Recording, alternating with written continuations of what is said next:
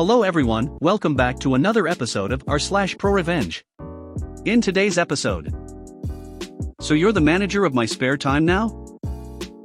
Nearly died? Nearly fired. Dissolve my department, demote me and expect the same output? You got it, boss. Before we get started, make sure to subscribe so you will never miss a video. So let's get started. So you're the manager of my spare time now? I was employed at a small market radio station for many years a while back. I loved the actual work, but the people there were just terrible. Particularly the manager in this story. She spent 7 years pretending we were friends, working up from sales to sales manager and eventually station manager. And then one day she decided to make my job a completely miserable experience. Holding station meetings without me, creating recording sessions without putting them on my schedule, ignoring my reports of tech issues so things never got fixed. It was ridiculous how little managing she actually did. Basically, there had been a build-up of her crap leading up to this story, and this was the first real time I put my foot down. Since we were a small staff, and I was the employee with the most years, I had a lot of responsibilities. The easiest way of describing my job was I did everything except sell ads. Every day had the same main responsibilities, but minor changes kept each day different.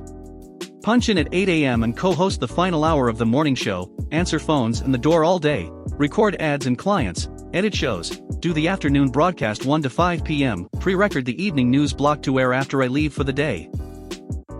One day the morning show host decided we needed to talk about America's Got Talent. But by time he has this great idea, auditions were already 3 shows in. I had never watched the show before because I absolutely hated reality TV. But I thought, what could it hurt? And I went home that night to watch the week 4 episode. While it was entertaining, it was also an overly padded waste of time. But I did my homework and did the show the next morning and hyped it up like it was the greatest thing ever. Next week I forgot to watch. I go into work and the morning show host asks what I thought, and I panic for a second before telling him I didn't see it. Since I had about 20 minutes of morning news before I was live, I ran to my office and checked YouTube for a highlight reel. And there it was. An hour-long TV show whittled down to a 15-minute video. Perfect. When it was done, I moved to the broadcast studio and did a great recap of last night's episode. Even the host, who watched the entire show, thought I did a great job keeping up with him. 6th episode came around and this time I remembered it was on. But since I knew NBC was going to post the highlights for me tomorrow, I opted to spend my free time on something that I actually wanted to do. Next morning I go straight to the highlight reel and get caught up on every act that was important enough to talk about. Again, the show host thought I did a great job. But my manager didn't think it was good enough. She called me into her office to ask why I was purposely ignoring requests to watch the show. I asked her what difference does it make whether I watch the hour-long broadcast, full of commercials and long-winded filler to stretch the run time, versus watching the highlight reel that is every high point and does the same job in 15 minutes. She said it makes a difference and wouldn't elaborate. She was always pulling that I'm right, and I don't have to tell you why crap. She then pointed out that next week was when judges began cutting acts, and there was going to be episodes every Tuesday and Wednesday for the rest of the broadcast and watching it was mandatory. How long are these episodes? I asked her. They're an hour each. And that's when I decided to put an end to this bullshit once and for all. So that's 2 hours of show prep each week. Do I mark that down on my timesheet as overtime, or am I expected to cut out at 3 p.m. on Fridays, so I don't go over my scheduled 40 hours? My manager's eyes bugged out like she never once expected me to demand payment for dictating how I spend my time outside of the office. I just stood there waiting to see if I was going to be making extra money, or getting an early start to the weekend. Suddenly the 15-minute highlight reel during regular paid office hours was good enough. Funny how that works, eh? Nearly died? Nearly fired. This story is a decade old, but another tittle reminded me of it. I was 18 and worked at a gas station. I was the type of employee that you could always rely on to cover someone else's shift. People would text me directly, and I would let the manager know when I showed up I was covering for so-and-so. I also owned a 50 cubic centimeters scooter to get to work, since it was nearby. One night, I'm riding my scooter, hit a pothole, and hit pavement. Immediate pain. My face jumps out at me first. It feels like half the road now lives in the left side of my face. I try to sit up, feeling various scrapes, and realize my boob is stuck to my bra. Passerby calls an ambulance. EMTs think I somehow got a third-degree burn in my boob when I try to pull down my shirt. I take it off and they see all of my skin scraped into my bra. It's excruciating. I go to the hospital, mostly because my helmet was actually a bicycle helmet. I didn't know, it came with the scooter, and they're worried about a concussion. They have to keep me up until I get checked out by the doctor who isn't there yet. I realize around 1 a.m. that I'm not fit for work in the morning. Not wanting to wake up my bosses, I call the store and talk to overnight employee. I tell them to tell the manager when they come in that I can't come in, and will drop off a doctor's note when I can. Around 6 a.m. I am allowed to go home, drugged up but concussion-free. When I get home I think I might try to start unraveling. I go to the bathroom and strip. I'm covered in scraps and bruises. I have a giant bandage taped over my left boob that goes up to my collarbone. My face looks like someone glued loose gravel with red glue, and it got close enough to cause a black eye. I say fuck it, throw in a comfy tank and some shorts, trying my best not to have fabric over anything uncomfortable. I've been awake 24 plus hours, I'll deal with the carnage after I sleep. 2 hours later, I wake up to my mom screaming. I come out and she thrusts the phone at me. My assistant manager is now screaming at me. She said I can't tell another employee I'm calling out. I should have called her. She said if I want there in 15 minutes I was fired. She had a spa day with her mom planned, and was not canceling to cover my shift. I hang up and ask my mom WTF? Apparently I didn't hear my phone, and she answered recognizing my assistant manager's name. She planned on explaining about my accident. When she answered AM assumed it was me and immediately stating yelling the same as above. My mom got heated, yelling she was in an accident. How dare you tell instead of asking if she was okay? She could be dead and you are yelling. So, I told my mom, she wants me there in 15 minutes, what say you drive me up there? I grab my doctor's note and we're off. I walk in the building like shit on a stick. Despite having multiple pairs, I wear my broken glasses. Unintentionally I realize as I walk down the length of the store I've developed a limp due to my left side being fucked.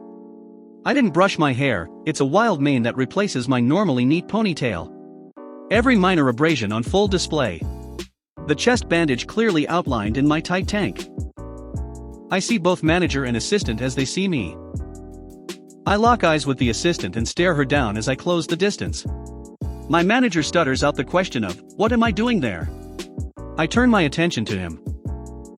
Assistant manager said if I wasn't her in 15 minutes I was fired. I'm here, so do I still have my job? After he assured me that of course I did, and to go home and rest. I gave him my doctor's note with the hand that's afraid from wrist to halfway down my pinky.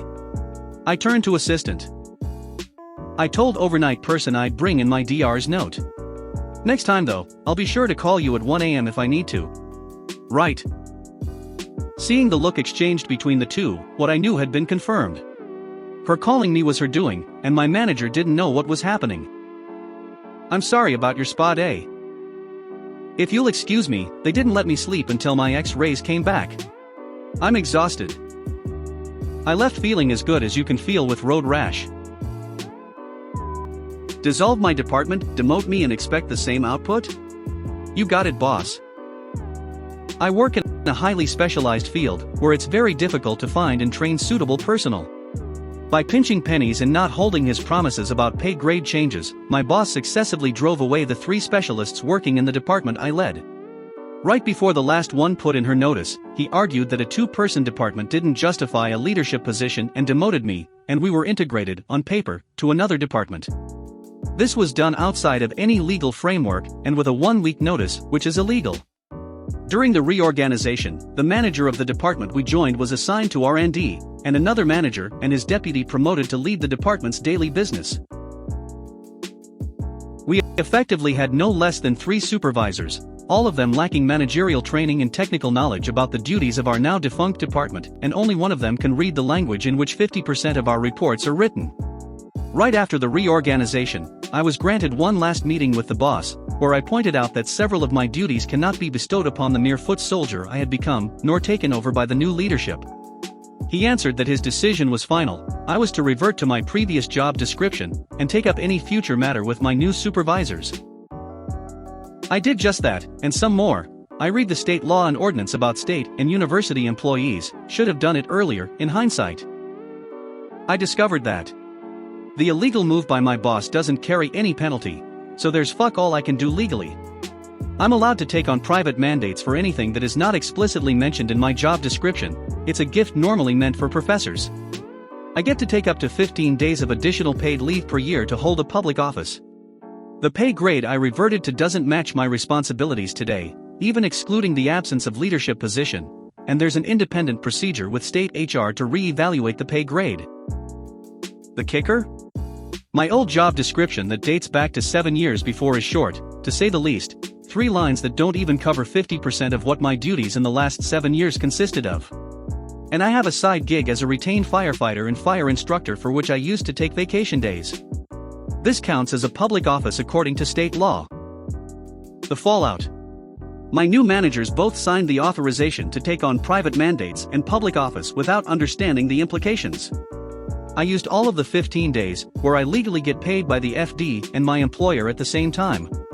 I took on several private mandates totaling nearly an additional month of salary for 4 days of work.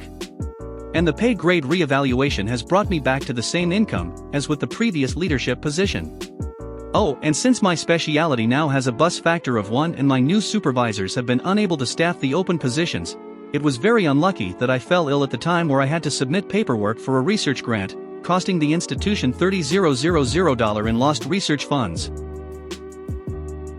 If you made it to the end of the video, thanks for watching. Don't forget to like, subscribe and share, and we will see you in the next video.